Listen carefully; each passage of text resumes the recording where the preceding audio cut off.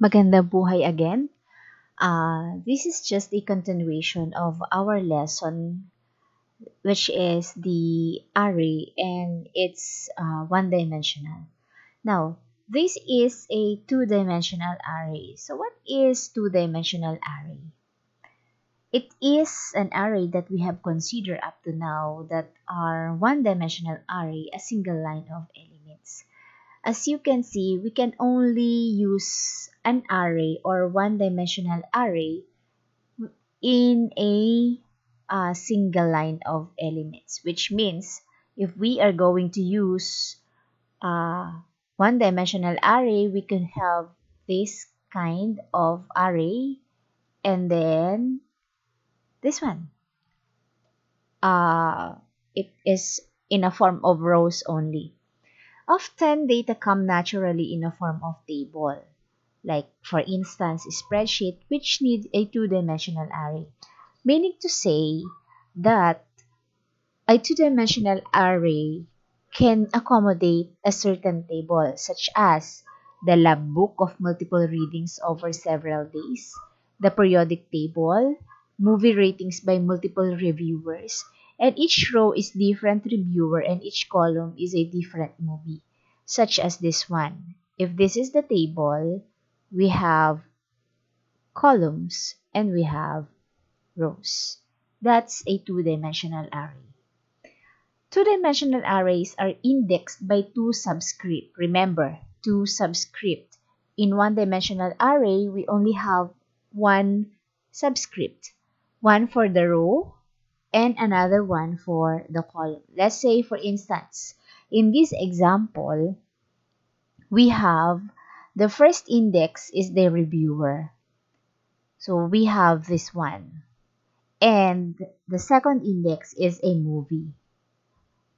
As you can see in our two-dimensional array, it is the first column, or shall I say, the first elements are the row and the second element is the column. In this case, rating 0 and 2, okay, 0, so this one, 2, this one.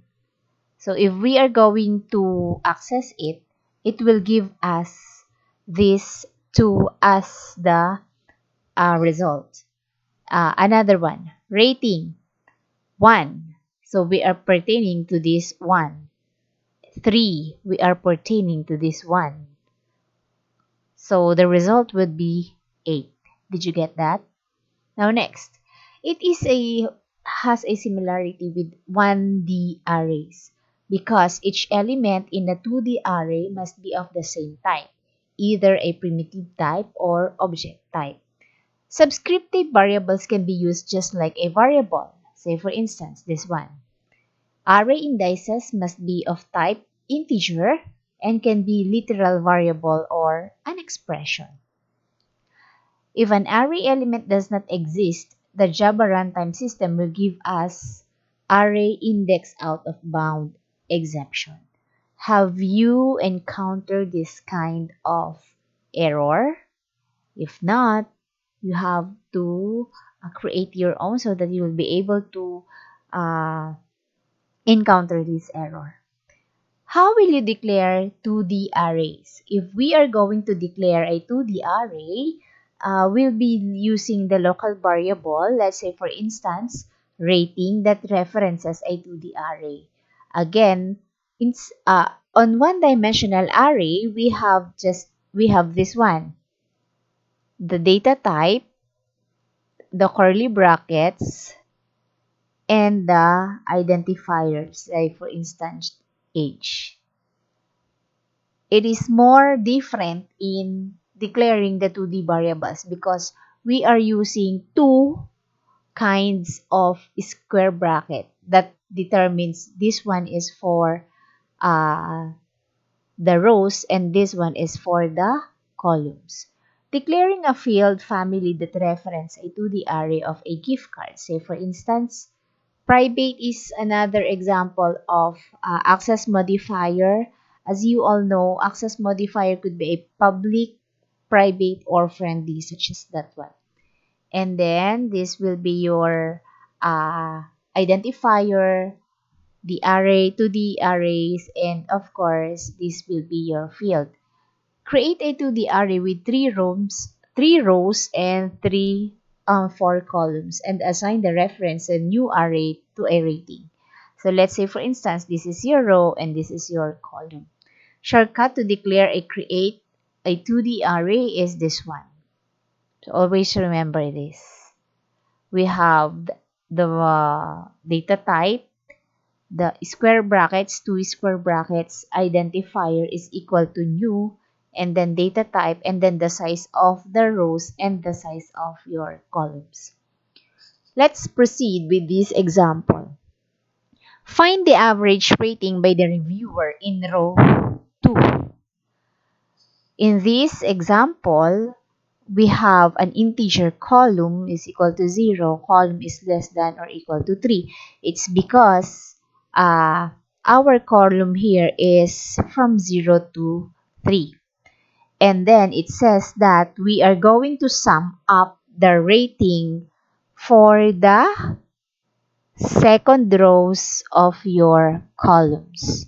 So how are we going to do that? To be able to do that, we'll be accessing the indexed 2, and then we are going to add the values from this column. So we'll add 6 plus 9 is equal to 15, plus 3 is equal to 18, plus 7 is 25, divided by 4. So what will be the answer? The answer would be 6.25. Okay? So it will be the result of your two-dimensional array. Alright, next. The size of 2D arrays. When you write a method that has a 2D array as a parameter, how do you determine the size of the array? Alright. Now, it is considered a variable words, a 1D array of string references. So what is the length of the array? And what is the length of the word at the index?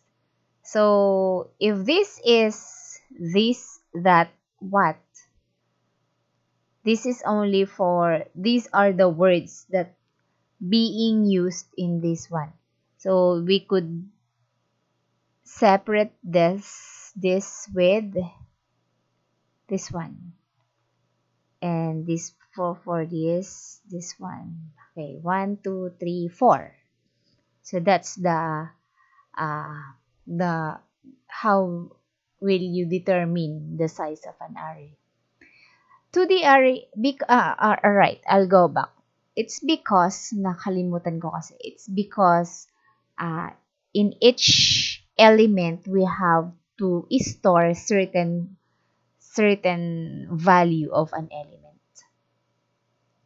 The 2D array implementation. A 2D array is a 1D array of references to ID arrays or 1D arrays. Say for instance, again, we have an integer value for the rating that is equal to integer 3 and 4. So this one is 3, 1, 2, and 3, and this one is 4, 1, 2, 3, and 4. Which means this is our rows and this will be our columns. Given this as our from our code, what is the value of the rating that length? Rating that length is of course 3, which is the number of rows, which is the first dimension. What is the value of rating 0? Alright, so of course, this will be 4, the number of columns, which is the second dimension. Did you get that?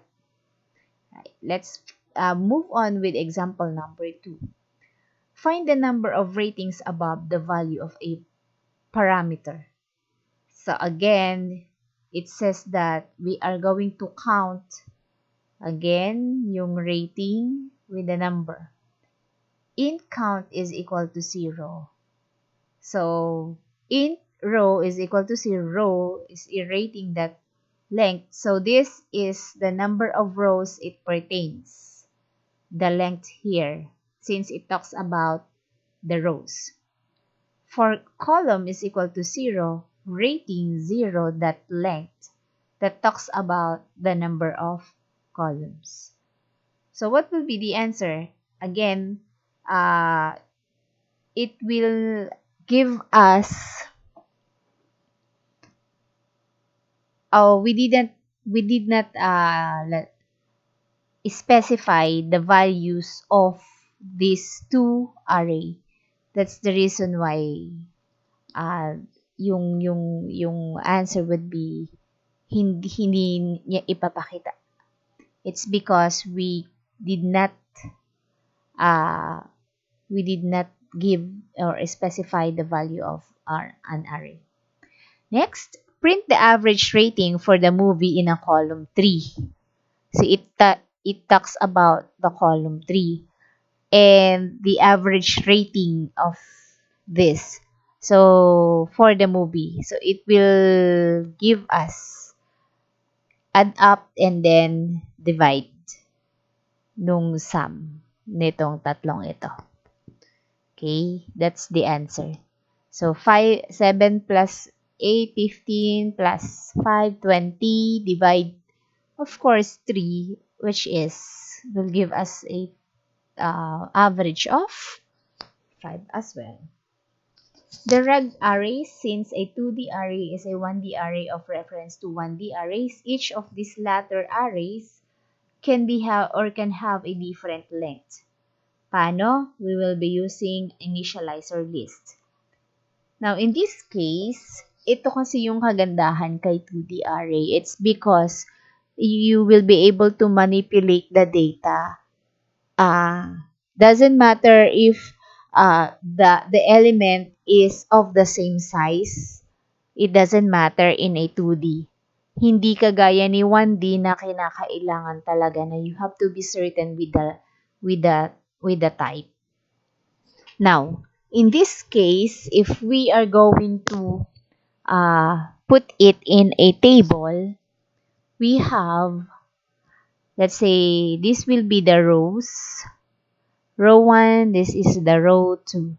So that's the reason we have 3, 5, 7, and 9. We have 4 and 2, 5, 7, 8, and 6, and then 6. So basically, ganyan yung ginagawa ni 2D array. Let's have this example. Print the average rating for the movie in a column 3. So what is the column 3? Of course, we have 1, 2, 3. So what is the column 3? Ito yon. So how are we going to do that? Again, i-add lang natin siya and then divide, of course. So how many ang row niya? Alright. So ika-count lang niya yung row. So para hindi natin siya para hindi tayo makuha or malito kung ilan nga ba talaga, we'll be using this, yan, length ni row. Para, ito na, the word length here will be the one to determine the number of rows in this 2D array. So, hindi na natin masyadong isipin, ilan nga ba talaga, ganyan. Because we are using the length keyword. So, 2D array of object reference. Recall the creating of an array of an object reference fills the array with null values. So, let's say for instance, we have 3 and then 4. Again, this is 1, 2, 3. This is 1, 2, 3, and 4. So, this is our rows. This is our column. To the array of object reference, we need to create the objects and assign the reference to the array elements. So let's say, for instance, if we are going to assign an array elements, sabi natin dito, will be assigning an element to a row 0 and column 1. So, we have 0, 1, 2. So, dito yon. And then column 1, 0, 1, 2, 3. Sabi natin, we'll be using this one. So, dito si Macy's. Now, another example is this. Sa 1 naman daw. So, dito tayo titingin. And then, dun kay 3. So, dito tayo titingin. Sabi mo, ilagay ito. So, we have C, B, S. Did you get that? Alright. So, this is an example of print total value of a gift cards for each family members, which are the rows. So, we have here kung fill in the blanks, gift card, and then the data. Of course, kukunin natin yung length niya, kung ilan man yung length na naka-declare. Tapos, double, of course, ito yan. And then, kukunin natin yung length ni row na hindi dapat siya equal. Yung row natin, rows and columns should not be equal to null. Pag sinabi nating null, it doesn't have a value. Kagaya nito. Wala tayong inilagay na value. Okay? So, those are the examples in the discussion for two-dimensional array. I hope you have grasped something on it. And thank you so much, everyone. And God bless. Stay at home. Stay safe. Bye-bye.